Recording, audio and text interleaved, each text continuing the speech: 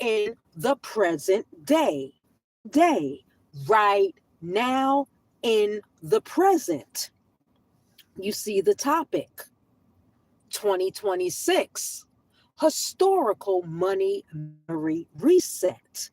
Are y'all ready, my people? Are the collective ready for the money memory reset?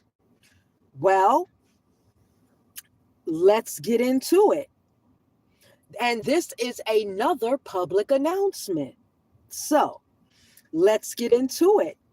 Historical memory, the grand narrative, we're all taught in school, the one that shapes how we understand civilization itself. Someone curated that narrative. But now, my people, it's time to take the narrative back. You create the narrative. Someone else chose what stays and what disappears. But now you can choose what stays and what disappears. And the deeper that we looked, our team looked into the gaps, the silences, the deliberate emissions, the stories that vanish without explanation, the more I and my research realized that we're not dealing with accidents, we're not dealing with architecture, the architecture of forgetting. That's what we're dealing with, people. We're dealing with the architecture of forgetting historical history. But now in 2026, we are the narrative of our historical history. We make the memory from this day forth in the present time right now. My investigation began with research further than Tartaria, further than the Mayans, further than the Egyptians, further than the Moors and the Moorish population, further. My research stems from Mother Nature, and no one fools Mother Nature. Yes, but it didn't end there, my people. It couldn't, because once you start pulling at the particular thread, the entire tapestry begins to unravel. What I found wasn't just the erasure of the money memory from civilization or one empire or several empires that had the money memory. But what I found was a pattern of methodology, a system so vast and so coordinated that it suggested something most people refuse to consider, that our understanding of our memory, money, history isn't incomplete by accident, my people. It's incomplete by design. By design, they wanted you to forget how financially wealthy you are to create your own narrative, and you create the money. 2026 is your time. You create the money. There's an organization behind this network, my people, a network of hidden architecture of power that operates through the banking systems, because you are a bank. Your money memory is the bank. Your Akashic record is the bank. Tap into your money memory. Tap in through publishing houses, through educational institutions, through the very mechanisms we trust to tell us the truth. They don't wear uniforms, my people. They don't announce themselves, but they're in the gaps, in the silences, in the perfectly coordinated erasure of the money memory knowledge across continents and centuries. And what they've hidden isn't just the money memory history. It's power itself, the power that comes from knowing what humanity once new. You create the wealth. You create everything because we are the natural creators and no one can fool Mother Nature. The technologies we once possessed, the wisdom we once practiced, all of it systematically removed from our collective memory of consciousness, leaving us weaker, more manageable, more dependent on the system that they control, not you control. You control your own money system, and we're going to show you how. This is their story? No, not anymore, my people. This is 2026. This is our story. This is your story. This is your money story right now. Or rather, the story of what they don't want you to know. Let me start with what made me suspicious, my people. In the first place, when I started the research, it wasn't the buildings. Everyone talks about the buildings, the impossible architecture, the advanced techniques, the systemetry, and the scale that seem beyond the capabilities of the supposed era. What era? But that's not what caught my attention initially. It was the silence, the deafening, the coordinated silence across every major historical institution. Simultaneously, everybody went along with erasing your money memory. They went along with erasing our money memory. We sat on the gold, we sat on the silver. It was in the land. That is what made us so financially rich with memory, because the water, everything came from the land. So here's what I mean, my people. Pick any major civilization from recorded history: Egypt, Rome, Greece, Persia, Mongolia, any one of them, you can pick it. You can find thousands of primary sources, documents, letters, administrative records, tax ledgers, personal diaries, court proceedings. And we're going to start because our money memory starts within the tax ledgers. That's where all your money memory is, my people. It's in the tax ledgers. It's in the personal diaries. It's in the court proceedings. The mundane machinery of civilization leaves traces everywhere. Tap into your taxes. You're going to get it back. That's your money memory. Now, mountains of traces, but within all of the civilizations, sometimes you may find nothing because they erase it, but it's still in your memory.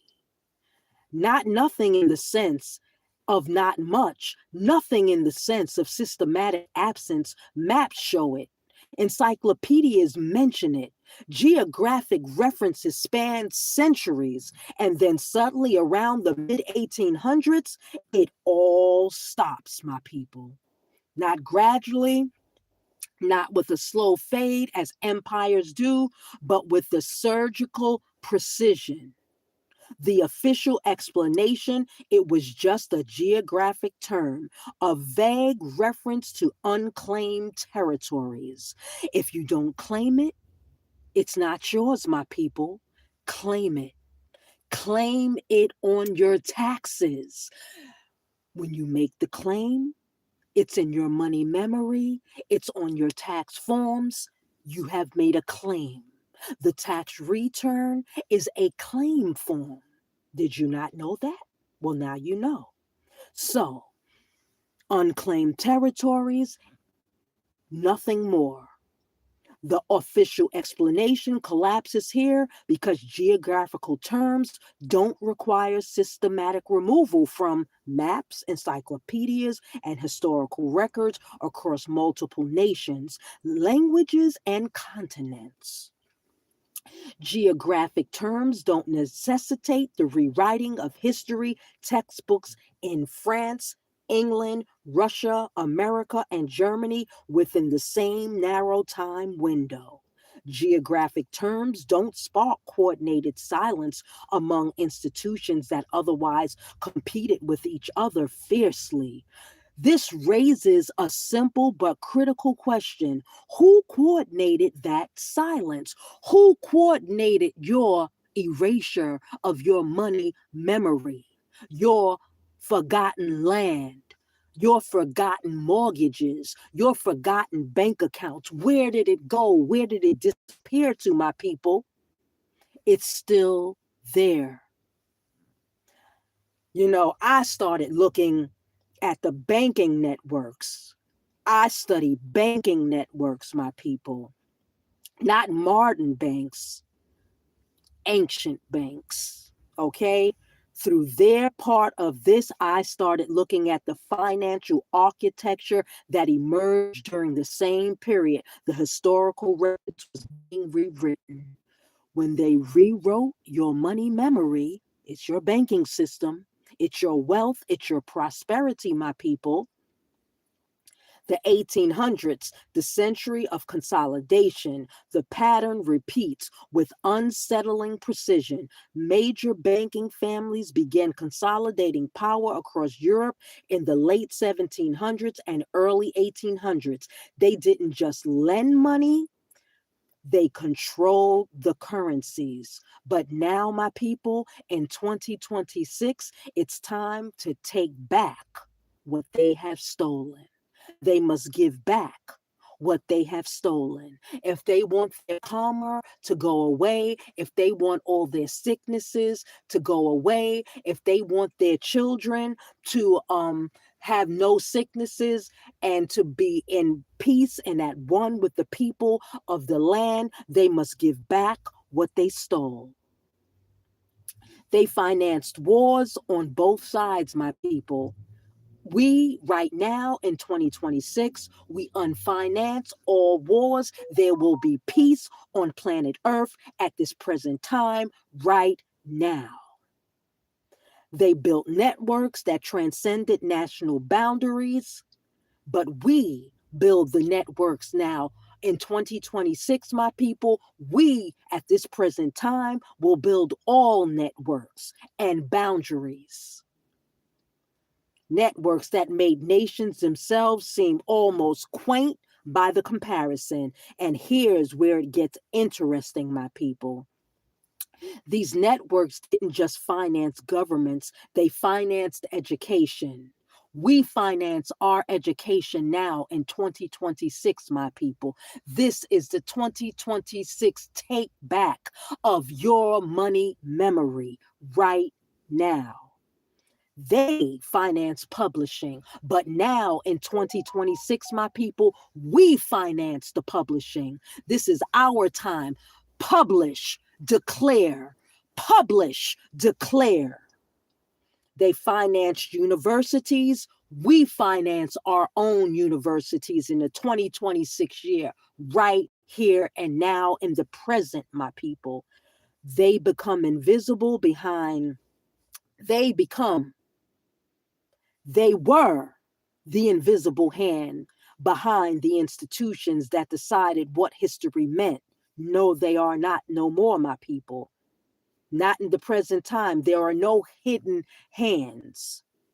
They told us what was the truth through publishing and through education. Not anymore, my people.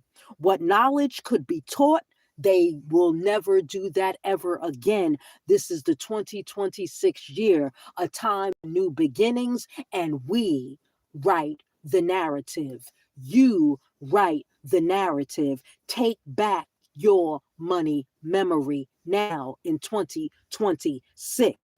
Declare it, publish it.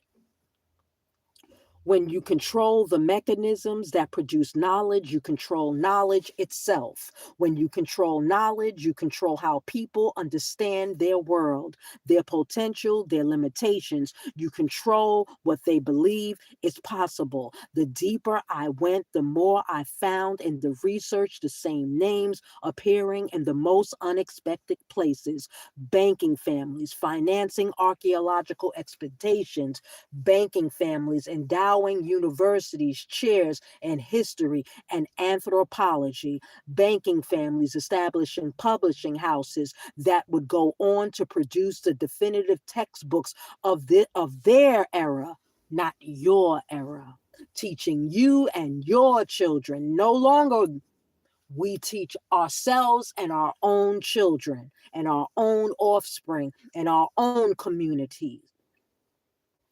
Not suspicious in isolation, but taken together with the timing and the systematic erasure happening simultaneously. The evidence suggests something much larger. Let me give you a specific example. The Encyclopedia Britannica, its early editions, 1771, 1797, 1810, ancient history appears extensively. It's described as a vast region, sometimes an empire with detailed maps showing its extent across the northern Asia. The entry is subtle, detailed, matter of fact, my people, in the late 1800s, reduced, minimized, reframed as mere geography, but the mid 1900s, nearly absent. Now you might say that's just scholarly refinement, better information, updated research. But here's the problem, my people: better information doesn't erase, it adds context, it complicates, it nuances. What happened to the ancients? What happened to all the ancient civilizations before Tartaria, before what we see right now? Okay, let's go back to 1 BC. Mother Nature, she ruled, and it was through her we were birthed. Okay, it's removal, my people, and it happened across every major encyclopedia simultaneously: British, French, German, American, Russian. This raises the question: who had the influence to coordinate that? Individual editors make individual choices, but when dozens of editors across multiple countries and competing publishers all make the same choice in the same historical window, that's not coincidence. That's coordination. They coordinated, they plotted, they sat down at a table, and they plotted to erase our money memory. And that coordination required infrastructure. I started digging deeper into the research, my people, into the publishing networks of the 1800s. Who owned what? Who financed whom? What sat on which boards? And that's when the names started appearing again and again and again. The same banking families, the same financial networks, not always directly, often through intermediaries, through foundations, through trusts, designed to obscure the connections. But the connections were there. Once you see it, you cannot unsee it, my people. You must create a trust. You must create your own bank. You must create your own state. You must create your own post office. You must create. Publishing is one thing, but education is where the real power lies. Think about how history is taught, not what is taught, how. Through standardized curriculum, through approved textbooks, through teacher training programs that enforce methodological uniformity, through accreditation systems that punish deviation.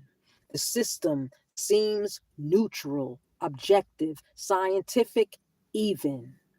But neutrality is itself a choice, and that choice serves someone. You have a choice, my people. Remember, you always have a choice. Here's what I found with my research. The same period that I saw the erasure of the ancients from encyclopedias, also I saw the standardization of history education across Western nations. This wasn't organic, it was engineered. Foundations established by banking and industrial families began funding educational reform movements in the late 1800s and early 1900s. They funded the creation of standardized curricula.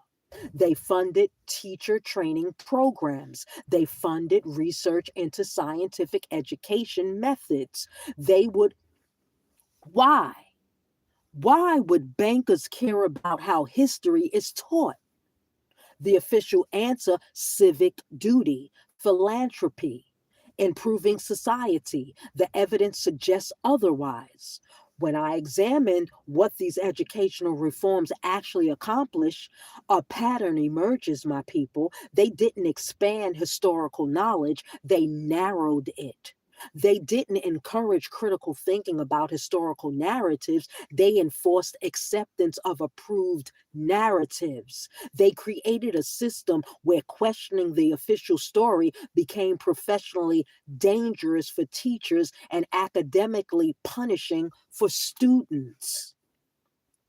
Not through overt censorship, through structure, through standards, through the subtle but pervasive pressure to conform. And that's where this becomes impossible, my people, to ignore, because the knowledge that disappeared during this period wasn't random, it was staged, it wasn't scattered, it was created, it was plotted out, it was specific, my people. Knowledge about alternative power systems, knowledge about decentralized civilizations, knowledge about technologies that didn't require industrial infrastructure, knowledge about ways of organizing society that didn't concentrate power in the hands of financial and industrial elites, gone.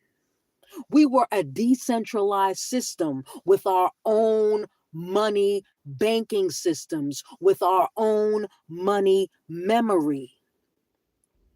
All of it systematically removed from the textbooks, from the curricula, from the approved narrative. Why? Why? This is where the conspiracy deepens into something almost unbelievable. Almost unbelievable, my people. The buildings everyone focuses on, the so-called World Fair structures, the civic buildings, the cathedrals, the infrastructure that appears suddenly in the historical record without adequate documentation of their construction, because the buildings were already built by the ancients. They conquered people, and then they took over those buildings, and then they rewrote into history that they built them, and they're liars. They were just aesthetically advanced. They were technologically advanced. I'm not talking about aesthetics. I'm talking about acoustic design, energy systems, heating and cooling mechanisms that didn't require fossil fuels, water management systems that operated without electric pumps, agricultural knowledge that modern engineers struggle to replicate even with contemporary tools. And here's the strangest part of it all, my people. This technology didn't evolve according to the official narrative. It just appeared, fully formed, implemented across continents with narrow time windows, then just as suddenly it disappeared, wiped, erased, replaced by inferior systems that required centralized power, centralized control, and most importantly, centralized profit. They erased your money memory and made a decentralized money memory, centralized it into profit for only a couple of families for their centralized profit or for everyone's labor. The pattern is obvious, my people. Once you look for it, you'll find it. Advanced decentralized technology gets replaced by primitive centralized technology. The primitive technology requires infrastructure. Infrastructure requires capital. Capital requires banks. Banks require control, and control requires ignorance. So if you create your own bank, you create your own control. You create your own money. You create your own system of barter and trade. The 1099-B is a barter and trade created by that system. We use the barter and trade, the B, on our tax returns. That is part of your money memory. It's a tool. If people knew what was possible, if they understood the technology capabilities that once existed, they might ask uncomfortable questions. And we are always asking gurus uncomfortable questions, and then they try to say stupid shit back to you.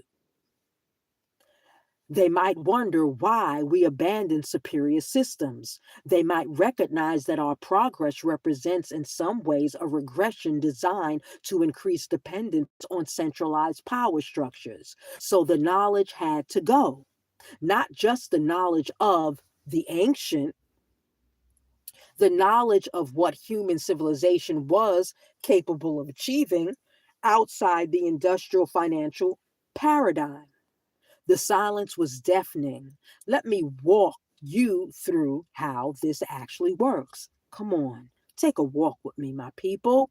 Breathe with me, converse with me, chat with me, listen to the truth with me. How you erase a civilization from collective memory without anyone noticing. First, you control the sources. You buy libraries. You fund archaeological expeditions.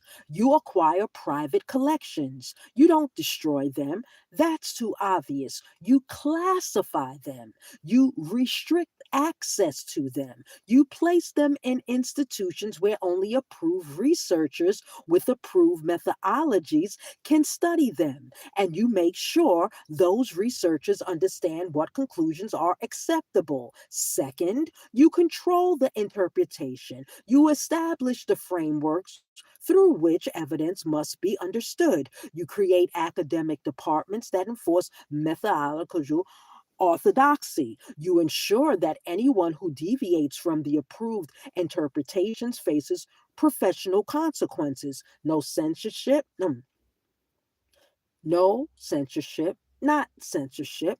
That would be too crude, my people. Just the quiet denial of tenure, the rejection of grant application, the exclusion from prestigious journals. Third, you control the narrative. You fund the publishing, and you fund the publishing houses. You endow the university chairs. You establish the foundations that determine which research gets funded and which doesn't. You create the appearance of independent scholarship while ensuring that all roads lead to approved conclusions. Fourth, you wait because the most powerful form of control is the one people don't notice within a generation. The new narrative becomes the only narrative. The alternative explanation fades from memory, your money memory. The questions stop being asked, and anyone who does ask gets dismissed as a conspiracy theorist, a crank, a crack, someone not serious enough for academic consideration. This isn't speculation, my people.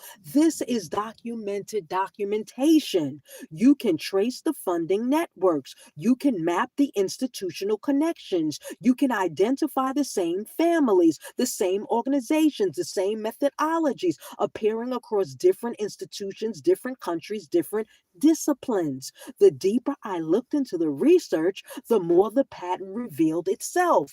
Now, What we need to talk about, my people, is the actual structure of this organization, because it's not what you'd expect. It's not a secret society with robes and rituals. It's something more mundane and more powerful. It's a network of networks, banking families at the core, but not acting alone. They operate through foundations, trusts, interlocking corporate boards, cultural institutions. They don't meet in shadowy rooms to pilot history erasure. They don't need to. The structure itself ensures coordination without requiring explicit conspiracy. How? Through aligned incentives. When the same families fund universities, publishing houses, museums, and the research institutions, when they sit on the boards that oversee all these entities, when they establish the grant making criteria that determine which research gets supported, they don't need to issue directives. The system naturally produces the outcomes they desire. Researchers learn what gets funded. Publishers learn what sells. Educators learn what's acceptable. And slowly, imperceptibly, the boundaries of acceptable discourse narrow, not through censorship, but through the subtle architecture of incentive and exclusion. And that's where the ancients become important again. The ancient history becomes important again, my people. Itself was some great empire. Maybe it was, maybe it wasn't. That's almost beside the point, my people. But the ancient history matters because its erasure demonstrates the system's capabilities. If they could remove an entire civilization from historical consciousness, what else could they remove? What have they removed? What else are they removing right now, presently? Here's where I had to stop and ask myself the fundamental question: why? Why go through all this effort? Why construct this elaborate architecture of historical control? Why erase the ancients specifically from the history? Why remove us from our land and our money and our wealth and prosperity and health? The answer, I think, the answer I know lies in what the ancient cultures represented, or what it might have represented: an alternative model, a different way of organizing civilization, a demonstration that the current system, industrial capitalism, centralized nation states, hierarchical power structures, fossil fuel dependence, isn't inevitable, isn't the only way. We have a choice, my people. If people knew that advanced civilizations existed outside of Europeans, the European model, my people, if they understood that the technological sophistication does require centralized industrial infrastructure, if they recognize that the story of progress we've been sold is actually a story of consolidation and control, they might start asking dangerous questions. And we are. We ask all these dangerous questions. They might start imaging alternatives, imagining all the alternatives. And alternatives are the enemy of monopoly. That is about power in its purest form, not political power through that's part of it, my people. Economic power, the power that comes from controlling the systems people depend on for survival. Okay? How are you living out there, my people? Are y'all surviving? Or are you thriving? Or are you creating? Because when you create, now your money memory is in alignment with your civilization from within, not the enemy, not the enemy in you, not the entity's enemy in you, but you, the core you, the one that is making all this happen right now in the present. Always be present. Always be thankful and grateful. So, my people, energy systems, financial systems, information systems, if humanity understood its own history, it would be the people are the power. You are your own money memory system. Your money memory is within you. That the systems presented as necessary are actually that the limitations we accept as natural are actually imposed. Knowledge is power, and the inverse is equally true. Ignorance is control. The erasure of the ancient world wasn't about hiding one empire, it was about hiding possibility itself. Let me give you a specific example of how this works in practice, my people. I've researched and I've reached out to several academic historians who specialized in Central Asian history. I asked simple questions. What happened to the ancients? Why did it disappear from the maps and the encyclopedias? Was there an actual political entity or just a geographical term? The responses were telling, not because they refused to answer. Most were willing to engage, but because their answers followed an identical template, almost one academic backgrounds, the ancient world was a vague geographic term used by as geographic knowledge improved, the term became obsolete and was replaced by more specific designations. Reasonable enough, accept what, my people? The explanation that doesn't account for the specificity descriptions of political evidence, doesn't account for the timing, the erasure. When I press these academics with follow-up questions pointing out the inconsistencies, the responses changed, not in content, in tone. They became defensive, dismissive. They suggested I was pursuing a conspiracy theory. They would call me an agent. They would call me all types of names. They would try to discredit the name, my name, sources that supported the proved narrative, the written narrative, the conqueror's narrative. Here's what stuck and struck me. These were intelligent, educated people. They weren't lying. They were generally believing what they were telling me because they were programmed with another narrative. The system had trained them so effectively that they couldn't see the gaps in their own explanation. That's the real genius of this control structure. It doesn't require conspirators, it requires methodology that becomes invisible to those who practice it. Now, I went deeper to get into what might be the most important part of this investigation. What was actually lost, my people? Not just the history of one of the ancient empires or all the ancient empires, not just maps and dates and political boundaries, knowledge itself, practical knowledge, technology knowledge, wisdom knowledge about how to build civilizations that don't depend on centralized control and extraction. The buildings everyone fixates on, their symptoms, not the disease. Yes, they suggested architectural and engineering capabilities we struggle to explain. But, my people, that's not the threat. The real threat is what those buildings represent. The possibility of the technological sophistication without industrial capitalism.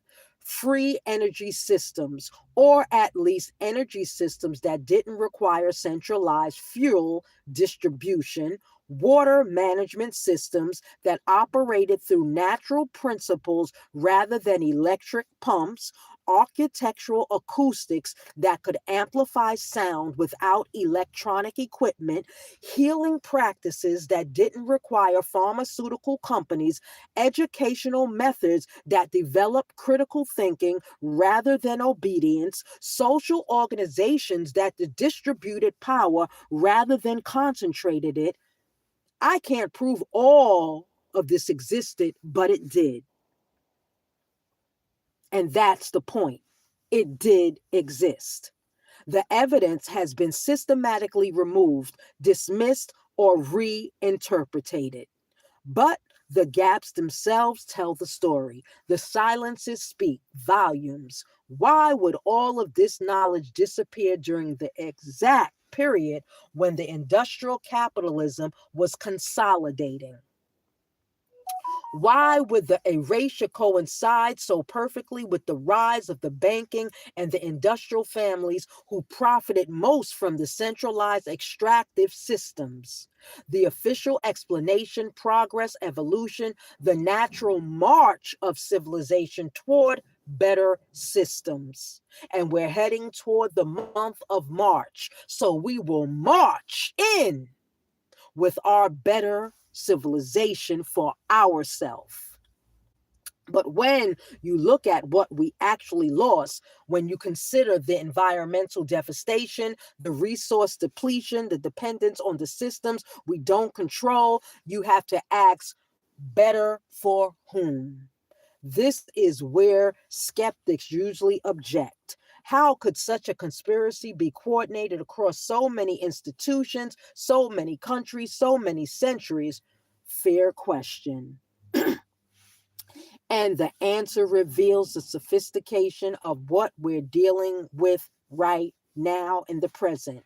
It doesn't require coordination right now, here in the present, in the traditional sense. It requires right here in the now aligned incentives and control of key codes, key nodes, key money memory.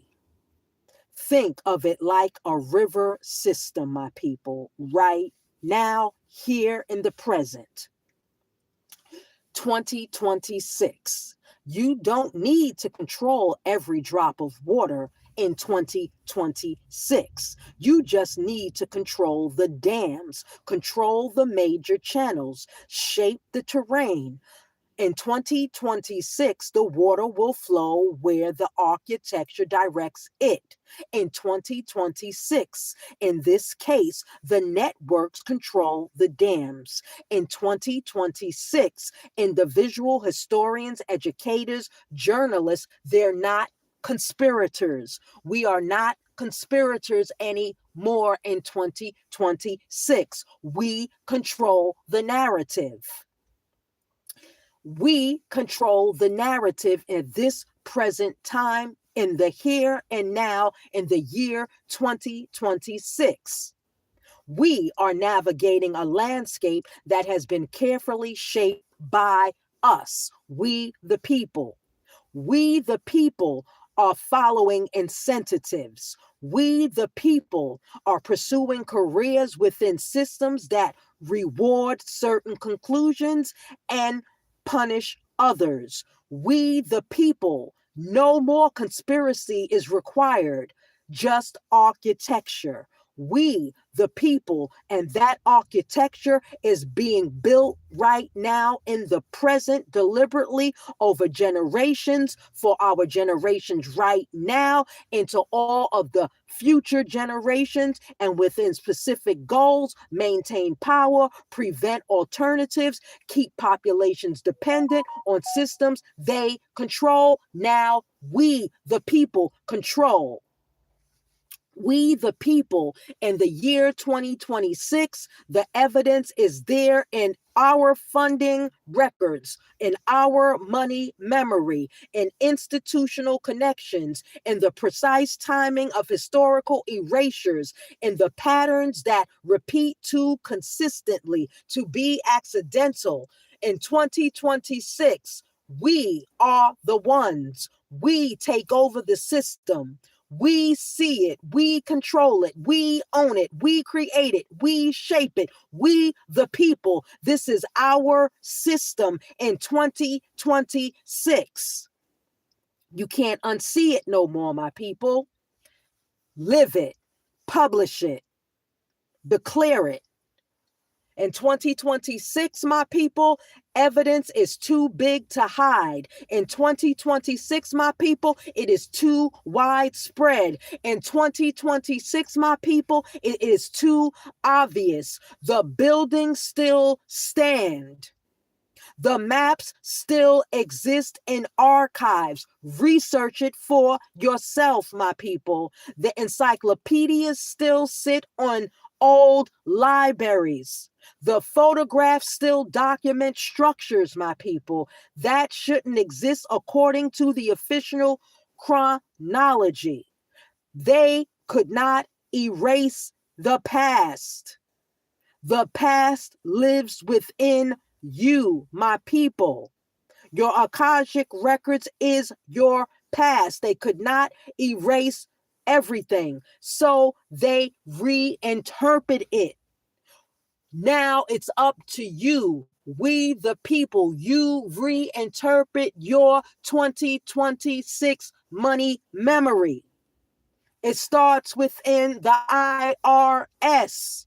That is why a so-called president right now for 2026 is trying to rename the IRS. So, recontextualize it. Explain it in ways that fit the approved narrative, the new narrative we created. No matter how strained those explanations become, those buildings built from the World's Fair, temporary structures, expect many weren't temporary. Many became permanent civic buildings, and the documentation of their construction remains suspiciously vague. Those maps, artistic license, poor geographic knowledge, except the maps show remarkable consistency across different cartographies, different time periods, my people, different languages. That technology, not as advanced as it looks. We created it. The ancients, they created it. We're projecting modern expectations backwards. So instead of saying, if you're going backwards, you say the past, in the past. But now we are in the present. If you're talking about future, in the future. Expect modern engineers explicitly say they struggle to replicate some of those techniques.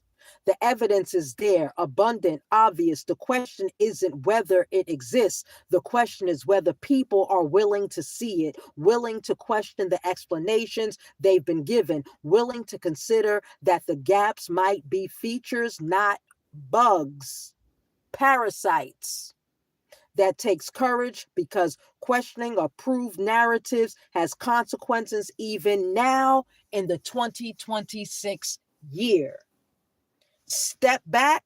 We are not stepping back from any specifics anymore, my people. We forge ahead, always forward in the year 2026.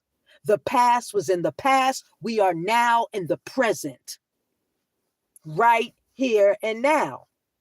For a moment, think about, what does this really mean? If our understanding of history has been systematically manipulated, what else don't we know? What else have we been taught that serves power rather than truth? If advanced civilizations were erased from the record, what compatibilities have we lost? Your money memory. What wisdom? Your money memory. What alternative paths forward? Your money memory. Activate it. If the current system isn't maintained through the active suppression of alternatives, what does that say about its legitimacy, its sustainability? These aren't just historical questions in 2026, my people. They are essential ones. You must question the system in 2026. Because if humanity is capable of more than we've been led to believe, if we once built civilizations that didn't require extractive, hierarchical, centralized systems, we now accept as inevitable, then everything changes in 2026. We rewrite the history right here, right now, right in the present. The climate crisis changes. In 2026, maybe we have alternatives to fossil fuels that were deliberately buried. In 2026, we have the financial system. Maybe we don't need banks to organize economic activity. In 2026, the education system, maybe there are ways to develop human potential that don't produce scum obedient workers. In 2026, the health system, maybe healing doesn't require pharmaceutical monopolies, but exploring these possibilities in the 2026 year requires knowing they exist, requires understanding and overstanding that we have isn't all there is. In 2026 requires remembering money memory, remembering that humanity once knew different ways and that the money memory has been systematically erased.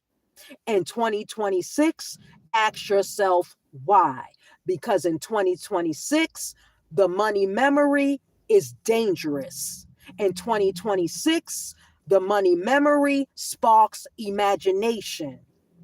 In 2026, imagination creates alternatives, and alternatives threaten monopoly.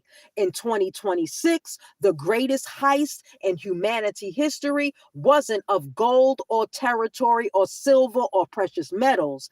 It was the possibility itself of your money memory, your Akashic memory in 2026. Regain it, realign it, activate it.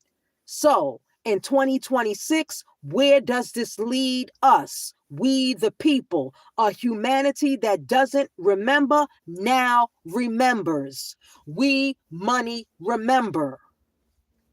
Okay? We don't have to question.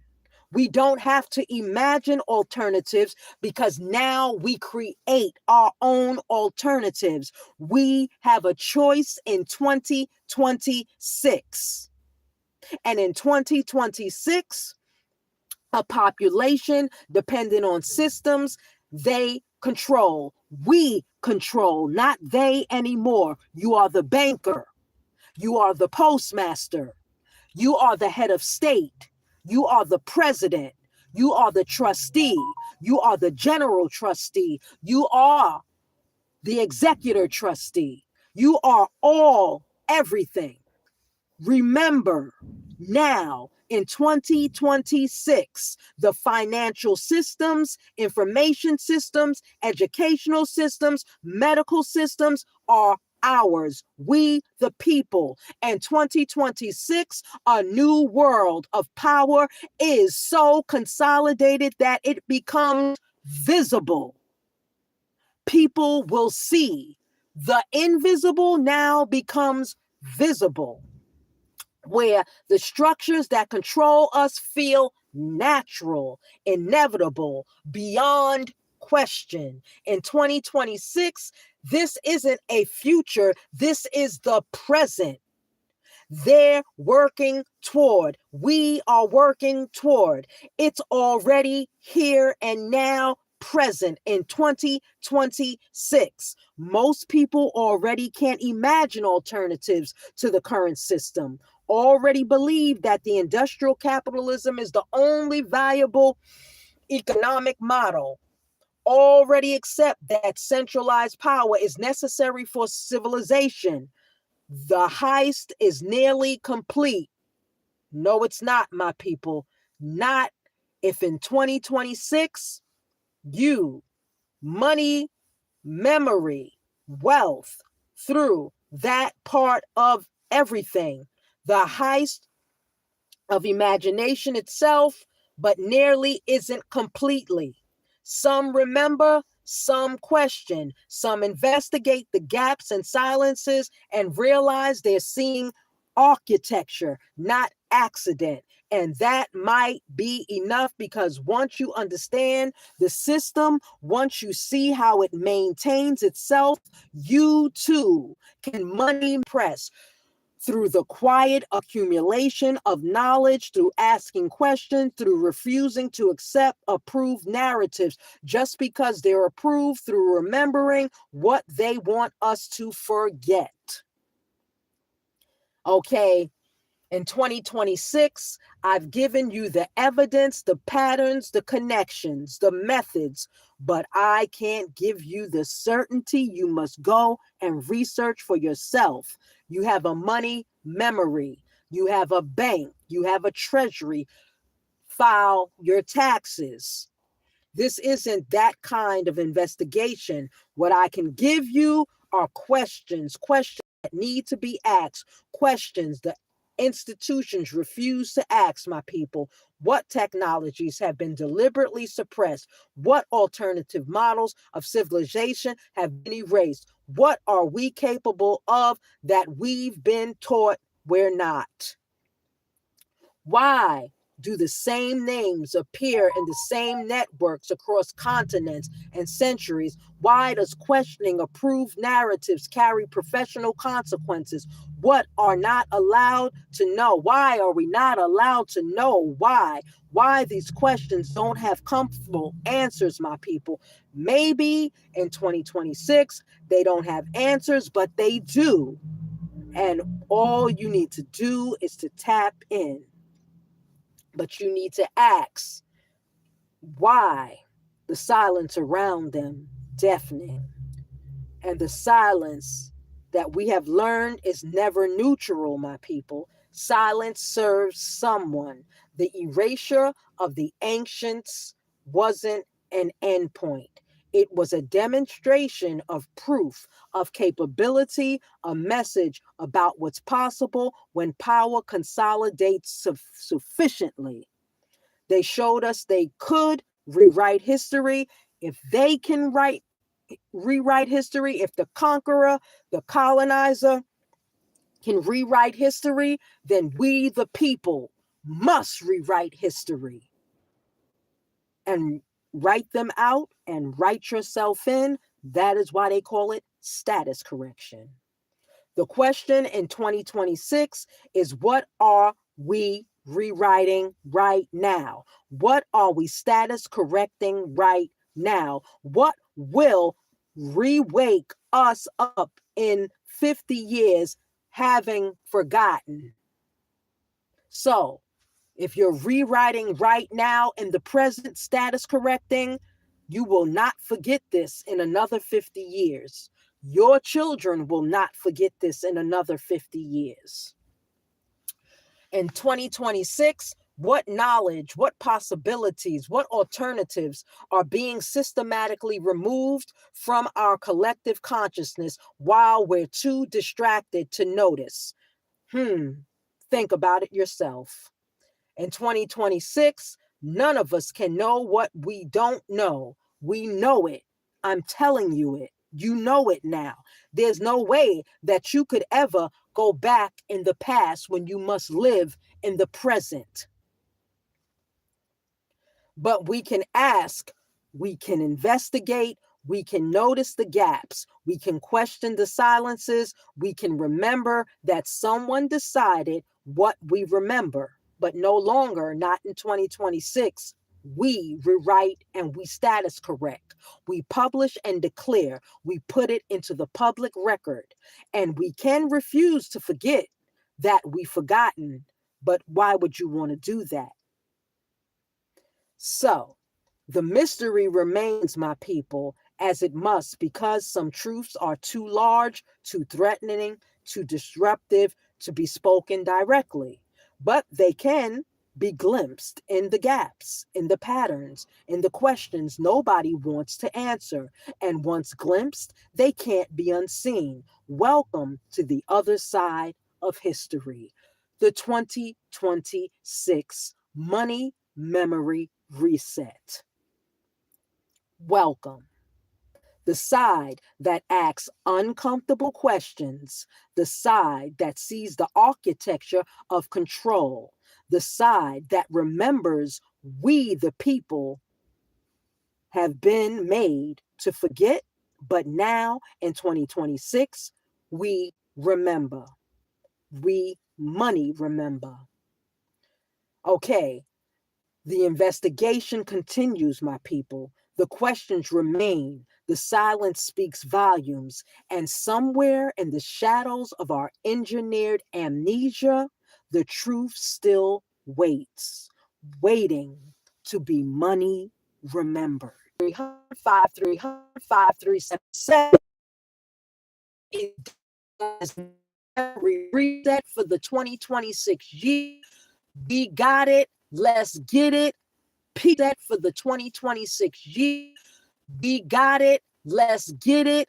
Peace. Stay up, stay one, stay strong, and we are peace. Stay up, stay one, stay strong, and we are out.